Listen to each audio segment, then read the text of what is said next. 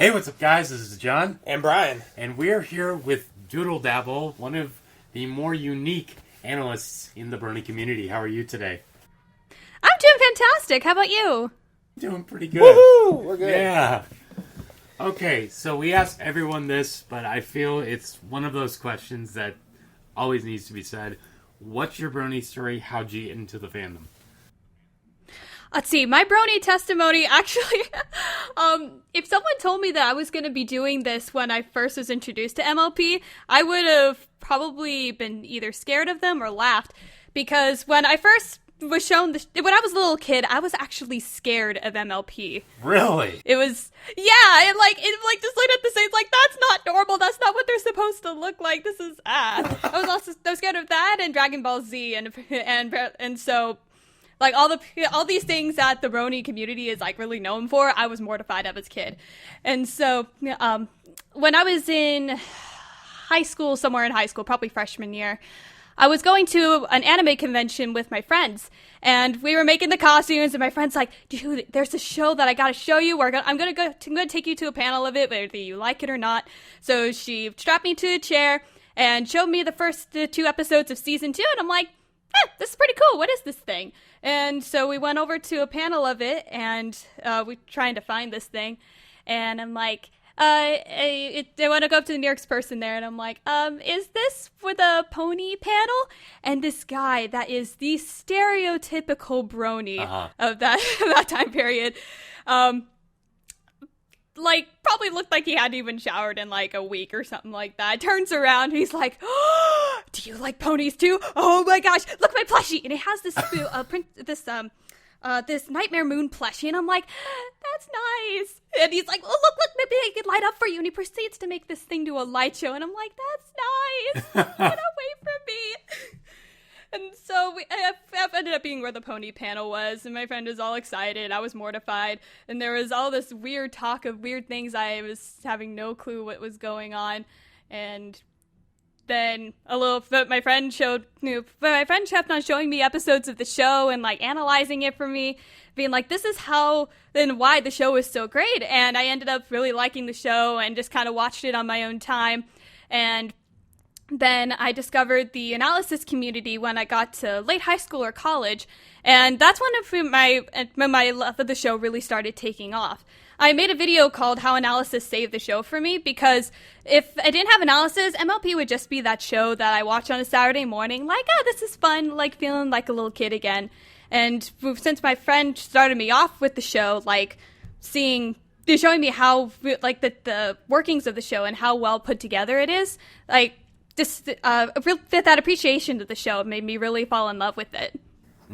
That's really cool. It's definitely one of those things, again, just you start doing reviews and you realize how much more fun it is to watch an episode every Saturday rather than just seeing it to see it, Yeah. So kind of going into that, what was your inspiration for starting analysis and kind of going into your analytical style of doodles?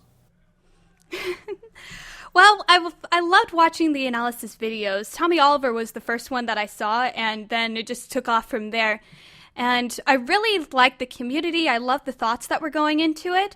But when I started playing with the idea of maybe I want to do this too, I'm not that fantastic with drawing on the computer. I was trying to come up with a character of my own in the first place, but the thing I really struggled with making my style of a video is I'm told that I'm fun to watch talk. My face contorts into all these different expressions. I use my hand. I'm just really expressive. I grew up doing theater. Mm-hmm. And so I decided that I wanted to have a drawn character so that I could have something that looks relatively decent, and B, have something that I could have a bunch of expressions with. So I played with that for about a year off and on, because school was really busy, and just playing with the idea. I have 4 scripts that I recorded from during those days, and then I ended up with Doodle Dabble. That's really cool. Oh yeah. What was the best and worst of your analysis? Like what was the best thing and the worst thing about actually doing it? Let's see. The best thing I'd have to say is probably I love the community, interacting with the people in the comments section. I try to react to as many people to interact with as many people as possible in the community, in the comments section and in the analysis community. It's just a really fun community full of really cool people, and the community is what really attracted me to analysis in the first place. That's really cool. What would you say is the worst thing about doing analysis? I gotta be honest, I've been really lucky in my time as an analyst. It hasn't really been too many hiccups. Had a great time with the community. I think for me, the hardest part has been trying to figure out where it lies on my priorities list. Been trying to balance my internships, my life, my school, and things I want to do with my future, and wondering if this is really something that I want to pursue, you know? So I think that's been the hardest part for me. Any future projects that you're working on currently? Anything you're able to spill out? Well, I've been kind of MIA for a while, so I have a couple of videos that are scheduled to go up in February. So those are on my YouTube scheduling, getting ready to go up. I'm gonna do some more Google Translate covers, and then let's see, because I did Lullaby for Princess Google Translate, and that one was so much fun. Let's see. I think I'm going to do some regular covers too, and I play ukulele a lot, so I'll probably do a ukulele cover. I've also got a bunch of collabs coming up, including a moment with Dr. Wolf, which I'm really excited for. That is going to be really cool. I always like those series of videos.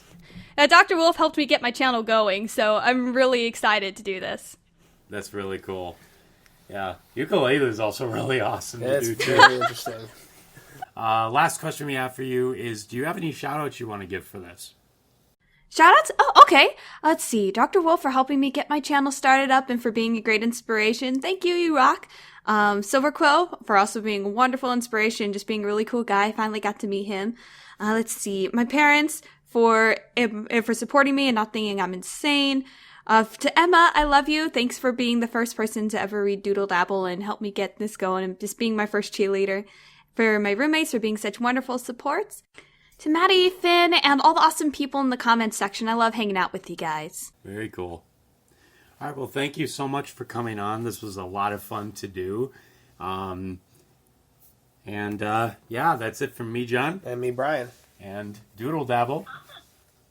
And we will talk to you guys later. Peace out, Dragon. Catch you guys around.